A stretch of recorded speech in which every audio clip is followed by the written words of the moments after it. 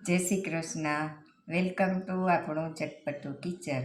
આજે એક એવી મીઠાઈની રેસીપી શેર કરવી છે કે જેમાં ખૂબ જ ઓછા ઘીનો ઉપયોગ કર્યો છે અને છતાંય હાઈ ડાયટ પ્રોટીન અને ફટાફટ બની જાય. અને સરસ વાત તો એ છે કે આપણે ગેસ પણ ચાલુ કરવાનો નથી અને માત્ર 10થી 15 મિનિટમાં જ આ મીઠાઈ બની અને તૈયાર થઈ જાય છે.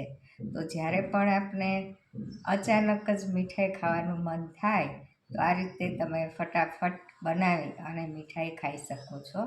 અને એ પણ જોઈને તો તમને ખ્યાલ આવશે જ નહીં કે અરે આ મીઠાઈ ગેસ ચાલુ કર્યા વગર બનાવી છે.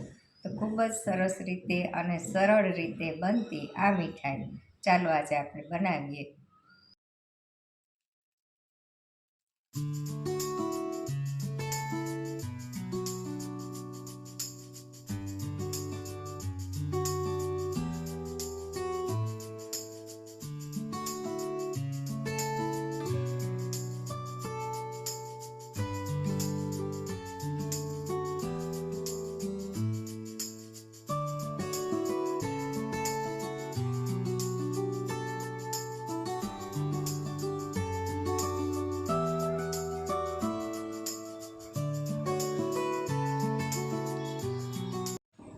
મારી પાસે મોડા દાળિયા હતા જે આપણે ઠાકોરજીને ભોગ ધરાવીએ છીએ કે જેમાં મીઠાનો પણ ઉપયોગ થતો નથી. તો આવા દાળિયા છે એનો મેં સરસ રીતે આ રીતે ફાઇન પાવડર બનાવી લીધો અને ત્યારબાદ આપણે તેને ચાળી લેશું. એટલે કોઈ પણ મોટા પાર્ટિકલ્સ હશે તો તે તેમાંથી દૂર થશે અને આ રીતે વધારે નીકળે તો ફરીથી પણ તમે ગ્રાઇન્ડ કરી અને ફરીથી ચાળી લેજો.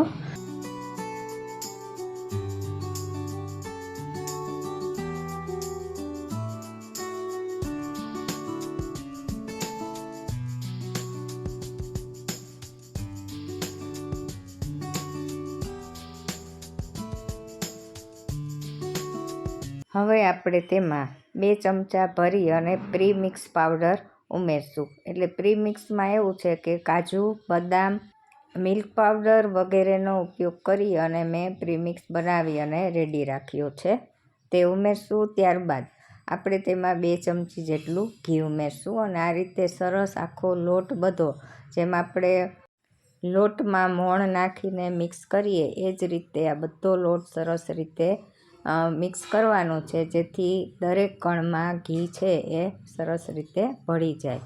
અને જરૂર પડે તો થોડું ઉમેરજો, બાકી લગભગ જરૂર નહીં પડે. મુઠ્ઠી પડતું આપણે જેમ મોણ કરીએ છીએ એ રીતે જ આપણે કરવાનું છે.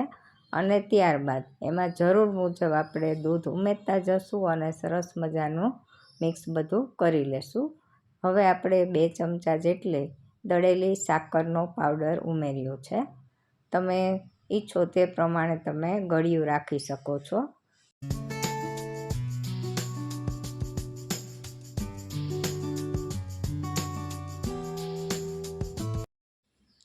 હવે આપણે જરૂર મુજબ તેમાં દૂધ ઉમેરશું અને આમ તો ચમચીએથી લઈને જ ઉમેરવું જેથી વધારે ન પડી જાય. મારે પણ સેજ નહીં એટલું વધારે થઈ ગયું એવું મને લાગતું હતું, પણ આથી થોડું હજી ઓછું હોત ને તો પણ સરસ વાંધો ન આવત. એ રીતે મસ્ત મજાનો લોટ છે એનું બાઇન્ડિંગ થઈ જાત.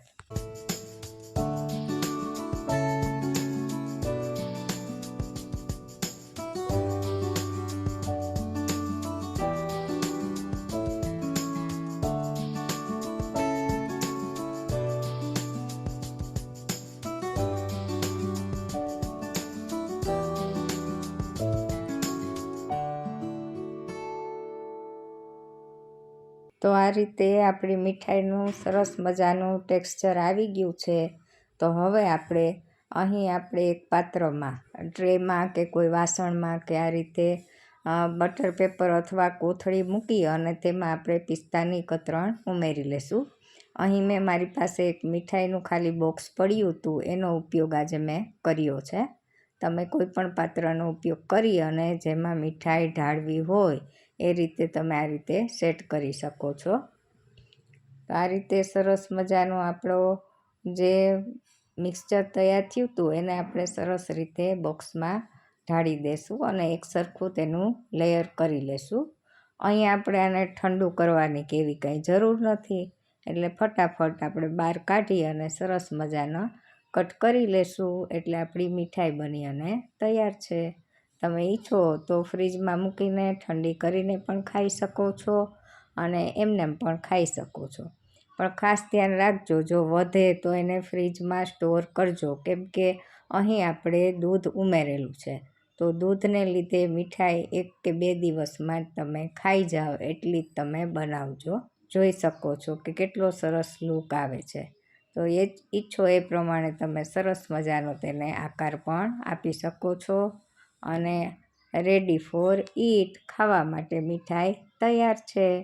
તો ચાલો બનાવો, ખાઓ અને એન્જોય કરો.